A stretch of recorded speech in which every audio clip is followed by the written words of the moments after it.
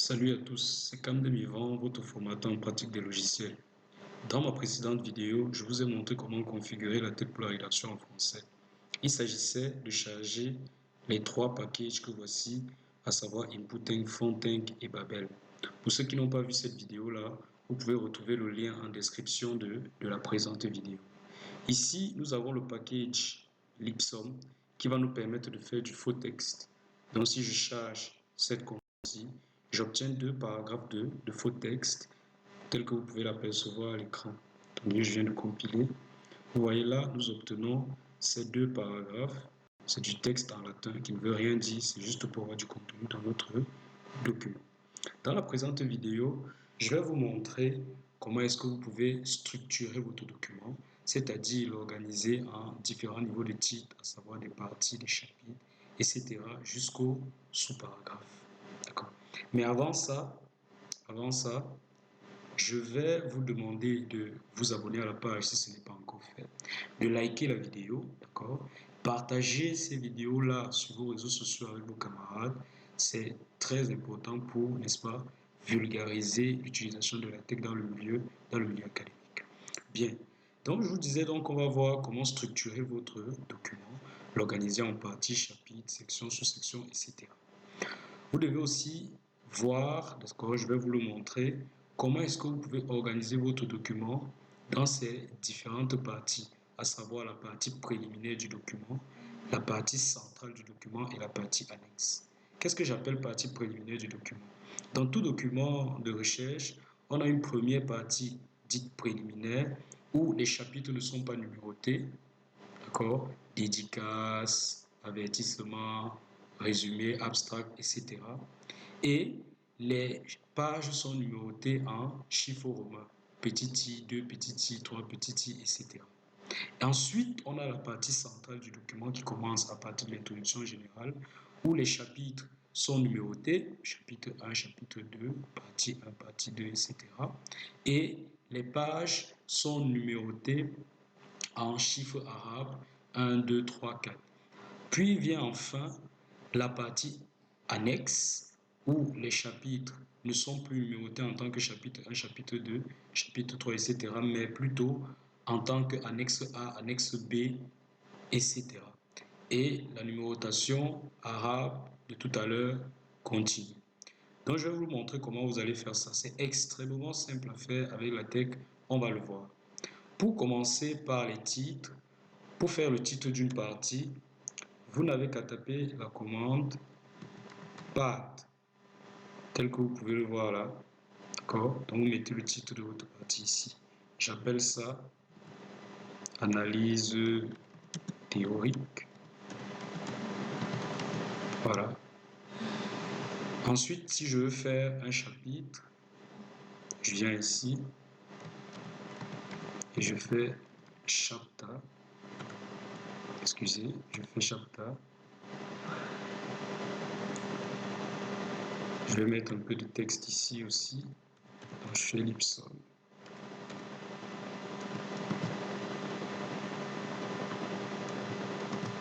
Vous voyez, quand je tape part, c'est pour faire le titre, c'est pour indiquer à la tech le titre d'une partie. Quand je fais chapter, c'est pour indiquer à la tech le titre d'un chapitre.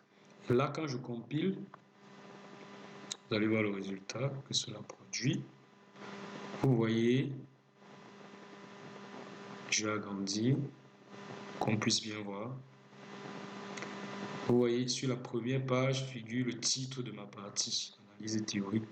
Et la tech la numérote automatiquement. Première partie, analyse théorique.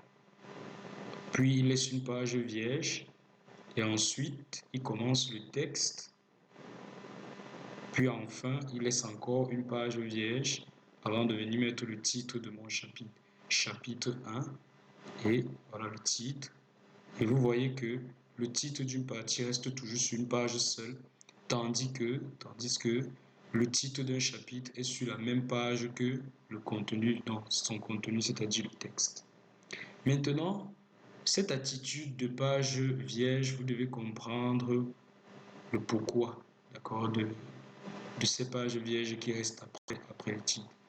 C'est parce que la classe book de LaTeX a été conçue pour la rédaction recto verso, de sorte que un nouveau titre commence toujours sur la page de droite. Vous voyez, comme ce titre est à droite, LaTeX va laisser la page qui suit, c'est-à-dire celle de gauche vide, pour commencer à mettre du texte, n'est-ce pas, sur la page de droite. De même, comme ce texte est déjà à droite, il va laisser cette page-ci vide pour commencer à rédiger le prochain titre sur la page de droite. Pour éliminer ce comportement-là, c'est pas obligé que ce soit ainsi, on peut l'éliminer. Pour ce faire, vous devez vous placer ici dans la commande Document Class et ajouter une option. Pour ça, vous chargez, vous créez les crochets là, d'accord? À l'intérieur des crochets, vous écrivez Open Any pour dire à LaTeX commence le titre, un nouveau titre, peu importe que ce soit à gauche ou à droite, et ne me laisse plus de page vierge. Donc quand je compile, vous voyez que le document qui faisait 5 pages fait maintenant 3 parce qu'on n'a plus les pages vierges de tout à l'heure. Voilà. De même, vous pouvez remarquer que d'une page à l'autre, le texte semble se balader tantôt à droite, comme ici, tantôt à gauche, comme ici. C'est toujours à cause de cette attitude d'impression recto verso. Or, dans les documents de recherche comme le mémoire ou la thèse, la rédaction se fait uniquement recto et non recto verso. Donc, pour indiquer à la tête que nous voulons une impression uniquement recto, vous venez toujours là, dans les crochets, vous mettez une option, virgule là, vous séparez deux options, vous mettez une virgule, donc vous mettez virgule, et puis vous écrivez one side pour dire uniquement impression recto. Voilà. Et là, vous compilez. Quand vous compilez, vous avez remarqué que votre texte est maintenant bien aligné d'une page à la suivante. Voilà. Pour les autres niveaux de titre, c'est extrêmement simple. Si vous voulez faire une section, vous tapez là subsection, section. Donc vous tapez section pour une section. Voilà. Si vous voulez faire une sous-section, vous tapez subsection, comme vous pouvez le voir. Voilà. Vous tapez subsection.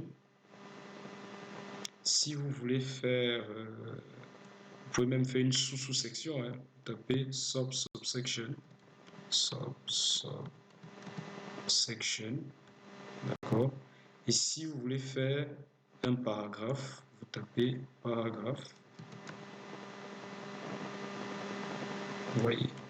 Si vous voulez faire un sous-paragraphe, vous tapez sub-paragraphe. Donc voilà les différents niveaux de titres que vous pouvez avoir lorsque vous rédigez avec le texte. Vous voyez. Donc je compile pour que vous puissiez voir comment est-ce que LaTeX place tous ces différents titres-là. J'avais dit. Vous voyez, là on a le titre du chapitre et tous les autres niveaux de titres seront numérotés en fonction du chapitre.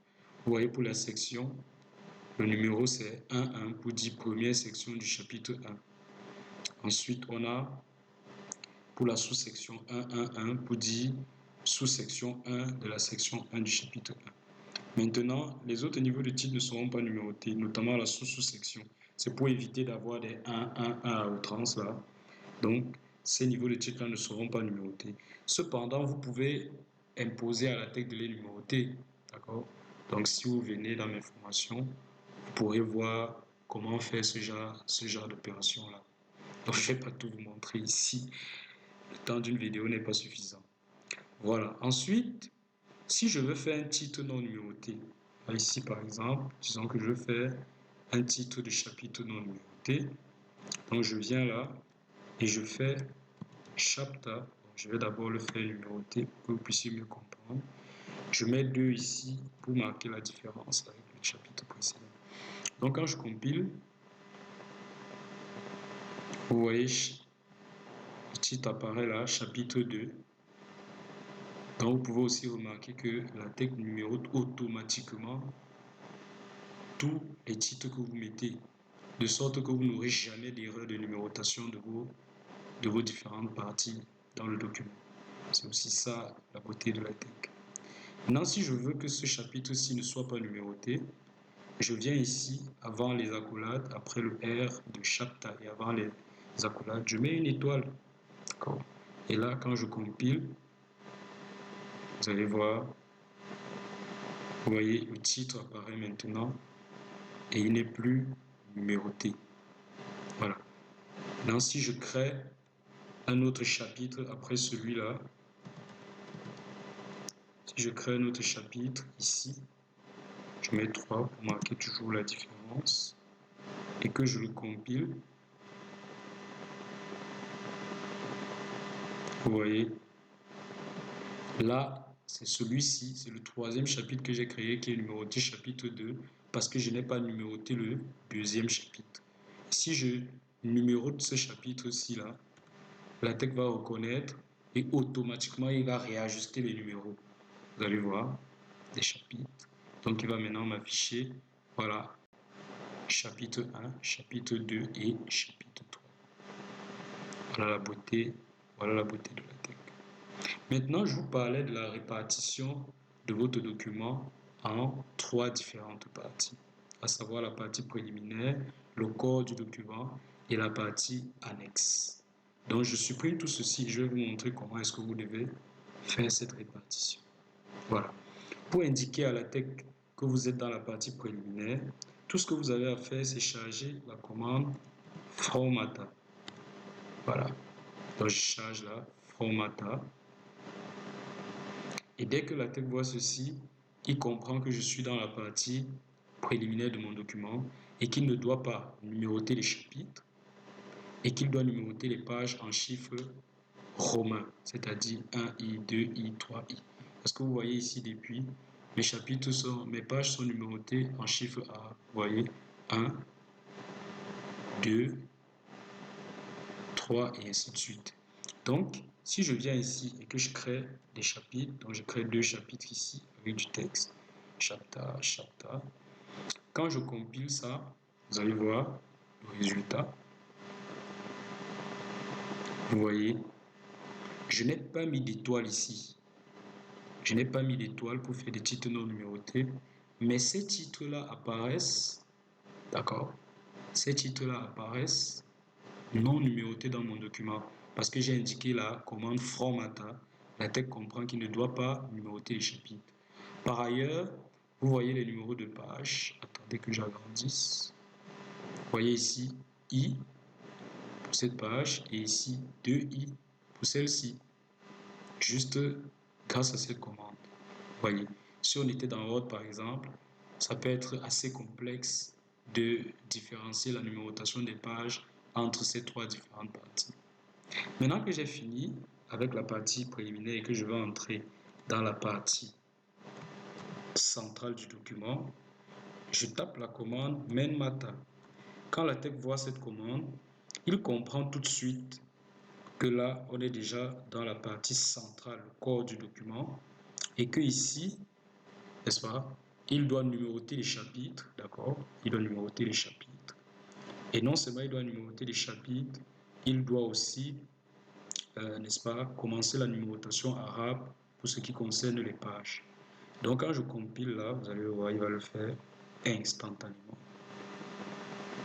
Vous voyez, à partir de là, il me met chapitre 1 et le numéro de page. Attendez que j'agrandisse. Chapitre 1, page 1, vous voyez. Chapitre 2, page 2. Étant donné qu'au départ, il avait d'abord commencé avec petit i, 2 petits i. Vous voyez là, dès que je mets main-mata, il commence avec chapitre 1, page 1, chapitre 2, page 2. Vous voyez, c'est extrêmement simple. Et maintenant, quand je veux entrer dans la partie annexe de mon document, je tape juste la commande appendix. Quand je tape la commande appendix, ici, il comprend qu'il ne va plus numéroter les chapitres en tant que chapitre 1, 2, 3, etc. Mais plutôt en tant que annexe A, annexe B, annexe C, etc. D'accord? Et il va continuer la numérotation arabe qu'il avait commencé précédemment pour les pages. Donc, je mets là les 2 chapitres comme précédemment. et je compile. Vous voyez, là, il me met annexe A. Il continue avec la numérotation. D'accord? Parce qu'ici, on s'était arrêté. Après le chapitre 2, on avait page 2. Là, il y a ici annexe A, page 3, annexe B, page 4. Vous voyez, j'ai mis toujours ma commande chapter. J'ai mis mes commandes chapter, mais parce qu'il y a appendix, il comprend qu'il doit numéroter plutôt annexe A, annexe B. Maintenant, ici, comme les chapitres sont numérotés, si je veux faire un chapitre non numéroté, je dois faire avec la version étoilée, comme je vous ai montré tout à l'heure. Voyez. Donc, je viens ici, je choisis la version étoilée pour faire mon titre non numéroté. Voilà. Donc ici, je peux mettre aussi un peu de faux texte. Vous allez voir. Et là, quand je compile, voilà, ce titre doit apparaître non nu, non numéroté, après le chapitre 2. Mais faites très attention, vous allez le voir que lorsque vous faites des titres non numérotés comme ça, ces titres ne vont pas apparaître dans la table des matières. Donc, mais pour faire apparaître, on peut bien sûr les faire apparaître quand même. Hein. Pour ça, il faudra taper une commande que je ne vais pas vous montrer ici, malheureusement aussi. Voilà, ça rentre pas dans le cadre de cette vidéo. Venez aux formations, vous allez apprendre plein de choses. Voilà, donc je tape cette commande-là pour faire un titre non numéroté quand je suis dans le main math.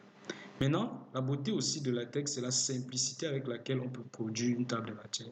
Une fois que j'ai indiqué mes titres à travers ces commandes-là et que je veux faire la table des matières, je me place à l'endroit où je veux faire apparaître ma table des matières et je tape une simple commande, Table of Contents.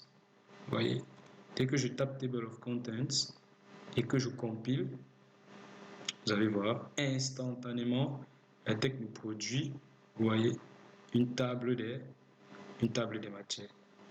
Instantanément. Il me produit une table des matières, vous voyez. Il me met mes titres de la partie préliminaire qui apparaissent quand même dans la table des matières qui ne sont pas numérotés, vous voyez. Ici, dans le corps du document, il me met mes différents titres, vous voyez. C'est extrêmement simple. Vous allez remarquer que le troisième chapitre, parce que j'ai fait avec la version étoilée, il n'apparaît pas dans la table des matières. Prenez toujours soin de compiler au moins 2 fois lorsque vous faites la table des matières. Chaque fois que vous changez quelque chose dans le document, compilez au moins 2 fois pour mettre à jour la table des matières. Voilà. Voilà ce que je devais vous apprendre aujourd'hui dans cette vidéo-ci. Merci de m'avoir écouté jusqu'ici, d'accord? Abonnez-vous à la page si ce n'est pas encore fait, likez la vidéo et partagez largement sur vos réseaux, d'accord?